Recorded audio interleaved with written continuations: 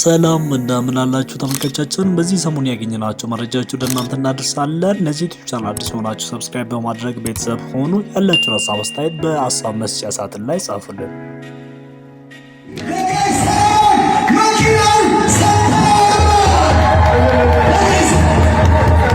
እሳቸው የመድኃኒዓለም ቤት ለመስራት እዚህ ተገኝተው መድኃኒዓለም አስታውሰው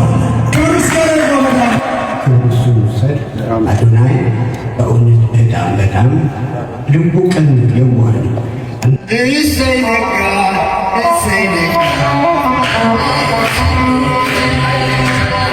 ጋሽ ሰለሞን ብዙዎቻችን በብዙ ፊልሞች ላይ የምናውቃቸው ታላቅ ተዋናይ ናቸው። እንግዲህ ትናንትና በባህር ዳር ከተማ አንድ ቤተክርስቲያን ውስጥ እያገለገሉ እያሉ እንግዲህ በአጋጣሚ አንድ ሰርፕራይዝ ዜና ይሰማል። ይህ ሰርፕራይዝ ዜና እሳቸውን በጣም ያስደስተና በእንባ ያራጨ ነው። ይህም ደግሞ የሆነው እንደ አጋጣሚ እሳቸው በመድረክ ላይ እያሉ እንግዲህ ከሱ ጋር የነበሩ ወጣቶች አንድ ዜና ያብስራሉ ማለት ነው። ይህም ዜና መኪናው እንደተሰጣቸው ነው። እንግዲህ መኪናው ከዚህ በፊት ብሩክ ሊስቴት ከዱባይ የቲክቶክ ገጻቸው 1.5 ሚሊዮን ተከታይ ካገኘ መኪና እንደሚሸልሟቸው ተነግሯቸው ነበረ። ቢሆንም ደግሞ 1.5 ሚሊዮን እንኳን ባይደርስም ገና 1.1 ላይ ያለ ይህንን መኪና ለመስጠት እነሱም ተገደዋል ማለት ነው። ይህ ዜና እንግዲህ ትላንትና እሳቸው አገልግሎት ላይ እያሉ ድንገት ሲነገራቸው እጅግ በጣም በእንባ ተራጭተው እዛው ባሉበት ተመረከኩ። ሳይነጋ በማለትም አመሰገኑ ማለት ነው። እንግዲህ ይሄ ያደረገው ደግሞ አዶናይ ማለት ይቻላል። ከዚህ በፊት እንደምናውቀው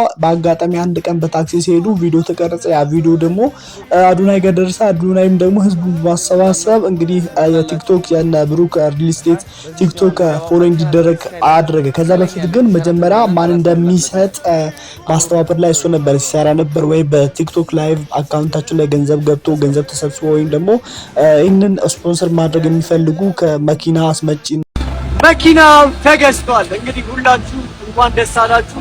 እንግዲህ እዛ አዲስ አበባ ላይ አዶናይ ብሩክ ሚኒስቴር ጋር ቲም አድርጎ እንደ ኢቨንት አይነት ነገር እየተዘጋጀ ነው። አዶናይስም ጥሪ ያደረገላቸው ሰዎች ይገኛሉ። የእሳቸው አድናቂዎች፣ የድሮ የስራ ባልደረቦቻቸው ይገኛሉ ብለን እንጠብቃለን። ትልልቅ የሚዲያ ተቋማትም ኮንታክት እየተደረጉ ነው። ለማንኛውም መኪናው ዝግጁ ሆኖ ቀኑን እየተጠባበቀ ነው። ላኪ ድርጅቶችም ካሉ ተደርጎ ነበረ። ብሩክ ሊስቴትም ደግሞ በዚህ ስራ ላይ ፈቃደኛ በመሆን የቲክቶክ ገጻችን 1.5 ሚሊዮን ተከታይ ካገኘልን እኛ እንሸልማቸዋለን ብለዋል። ነገር ግን ደግሞ 1.5 ሚሊዮን ሳያገኝ ገና 1.1 ላይ እያለ እነሱም ለመስጠት ፈቃደኛ ሆኗል ማለት ነው። ይህ እጅግ በጣም የሚያስደስት ዜና ሆኗል። በዚህ እድሜ እሳቸው እንግዲህ በፊልም ኢንዱስትሪ ውስጥ ብዙ ፊልሞችን ሰርቷል። ኢትዮጵያ ውስጥ እጅግ በጣም ታዋቂ ናቸው። ነገር ግን ደግሞ ገና ብዙ አዳዲስ ወጣቶች ራሱ የራሳቸውን መኪና፣ የራሳቸውን ቢዝነስ፣ የራሳቸው ሆቴል፣ የተለያየ ትላልቅ ስራ ላይ ተሰማርተው ጥሩ ሀብት ያላቸው ነገር ግን እሳቸው በዚህ ሙያ ረጅም ዓመት ሰርቶ ለረጅም ዓመት አገልግሎ እስካሁን በእግራቸው ታክሲ ከሰዎች ጋር እየተገፋተሩ ሲጠቀሙ ነበርና ይሄ ደግሞ እጅግ በጣም የተቀደሰ ሰላም ነው። አዶናይም በዚህ አጋጣሚ መመስገን አለበት ማለት ነው። ሌላ የዚህ ሰሞን አነጋጋሪ ጉዳይ የሆነው ነገር ምንድነው? አንዲት እናውቃለን ከዚህ በፊት እንግዲህ ከትላንት ወዲያ ነው ከ3-4 ቀን በፊት የምናውቀው የምንወደው የምናድንቀው ኮሜዲያን ወንደሰን አውራሪስ ማለፉ ይታወቃል። እንግዲህ እንዳጋጣሚ ሌሊት ላይ ልቤን አመመኝ ብሎ ወደ ሆስፒታል ይሄዳል።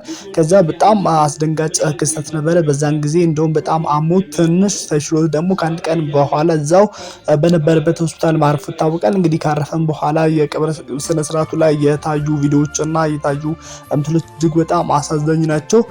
ከነዛ ምስሎችም ደግሞ አንዱ ሴት ልጁ አንድ ብቸኛ ሴት ልጅ አለችው። እንግዲህ እቺ ሴት ልጁ በክፉኛ ስታለቅስና ብዙ ሰዎችን ያስለቀሰች ብዙ ሰዎችን ያሳዘነች ሆናል። እጅግ ብዙ ሰዎቻችን ይህን ቪዲዮ ስናይም በጣም አዝነናል ማለት ነው። እጅግ በጣም የሚያሳዝን ነገር ነው። ገና ወጣት ነበረ።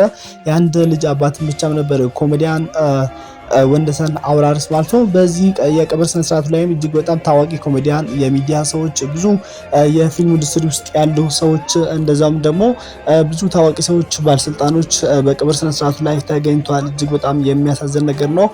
ሌላው ክስተታችን ደግሞ እንደሚታወቀው ጆን ዳንኤል ለአንድ ዓመት ከ3 ወር ከታሰረ በኋላ ከዘመዶቹና ከሱ ጓደኞች ጋር ተፈተዋል ማለት እንግዲህ ከተፈታ በኋላ አንድ አነጋጋሪ የሆነ ጉዳይ ጃኒ አሁን የማን ትሆናለች? የማን ነች?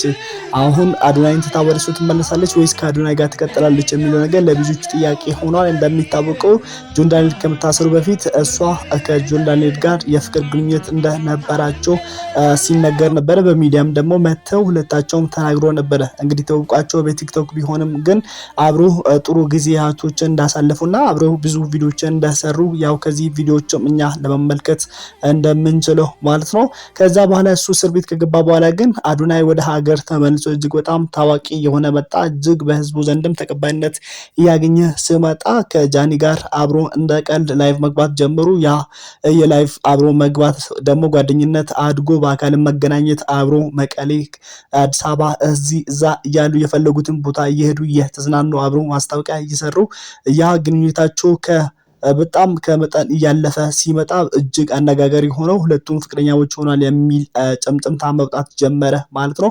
እንግዲህ አሁን ጆን ዳንኤል ከ1 ዓመት ከ3 ወር በኋላ ከታሰረ በኋላ ወጥቷል። እንግዲህ አዶናይ ከዚህ በኋላ ያንተ ጊዜ አብቅቷል፣ ያንተን ይበቃሃል፣ የጆን ዳንኤል ነው ጊዜው፣ አንተ በቃ ለሱ መልሰ ስጥ እየተባለ ይገኛል። እንግዲህ ይህ ደግሞ እንዴት ይቀጥላል? ምናልባትም ደግሞ ጆን ዳንኤልና አዶናይ ጓደኛ ሆኖ አብሮም እንደ ወንድማማቾች ሊሰሩ ይችላሉ፣ ብዙ ቪዲዮችን አብሮ ሊዘልቁ ይችላሉ የሚለው ነገር ለሁላችንም ጥያቄ ነው።